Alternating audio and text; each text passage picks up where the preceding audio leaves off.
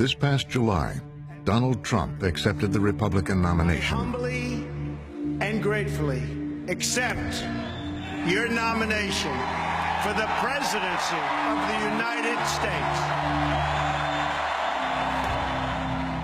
It was a moment of vindication for a candidate who had climbed back from a bitter public humiliation. We're talking about the White House Correspondents' Dinner. Tonight, it's an annual event right here. Donald Trump has been It happened in April 2011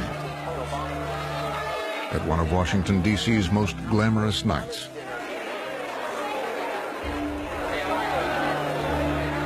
I got to talk to Donald as we were going to our seats, and he was in just such a great mood, and he was very jovial, and people were taking pictures, and it was very exciting that Donald was there. And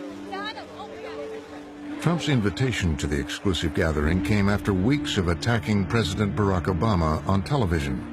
You are not allowed to be a president if you're not born in this country. He may not have been born in this country, but there's something on that person, maybe religion, maybe it says he's a Muslim, I don't know. Maybe he doesn't want that, or he may not have one. But I will tell you this, if he wasn't born in this country, it's one of the great scams of all time. Absolutely. But that night, in front of Washington's journalists, politicians, and power brokers, Obama would hit back. President Obama takes the microphone. All right, everybody, please have a seat. Donald Trump is here tonight. And proceeds to fillet Donald publicly. No one is happier, no one is prouder to put this birth certificate matter to rest than the Donald. And that's because he can finally get back to focusing on the issues that matter. Like, did we fake the moon landing? I was sitting 20 feet from him, and just the look of discomfort on his face. What really happened in Roswell? And where are Biggie and Tupac? Donald's face was so incredibly serious. It was so incredibly he just put on a poker face. I was 2 tables away from Trump.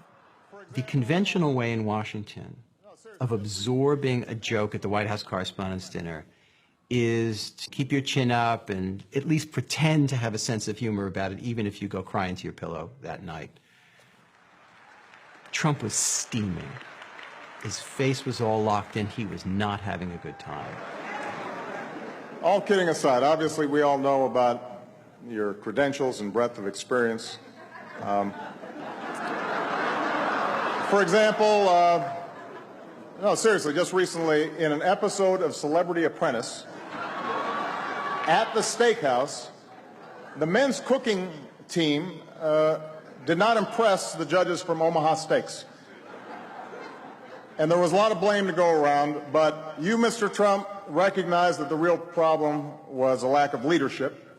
And so ultimately you didn't blame Little John or Meatloaf. You fired Gary Busey. And these are the kind of decisions that would keep me up at night.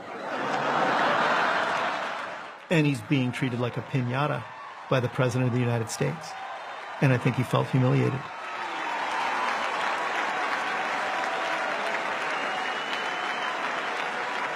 Well handled, sir. Well handled. But it just kept going, and he just kept hammering him. And I thought, oh, Barack Obama is starting something that I don't know if he'll be able to finish. Say what you will about Mr. Trump. He certainly would bring some change to the White House. Let's see what we've got up there. Donald dreads humiliation, and he dreads shame. And this is why he often attempts to humiliate and shame other people. So in the case of the president ridiculing him, I think this was intolerable for Donald Trump.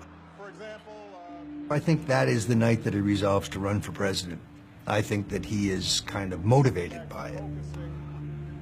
Maybe I'll just run. Maybe I'll show them all. Every critic, every detractor will have to bow down to President Trump. It's everyone who's ever doubted Donald, whoever disagreed, whoever challenged him. It is the ultimate revenge to become the most powerful man in the universe. God bless you, and may God bless the United States of America. Donald Trump's fantasy is to be the guy who takes the key to the Oval Office from Barack Obama's hand in 2017. And it's personal. This is a burning personal need that he has to redeem himself from being humiliated by the first black president.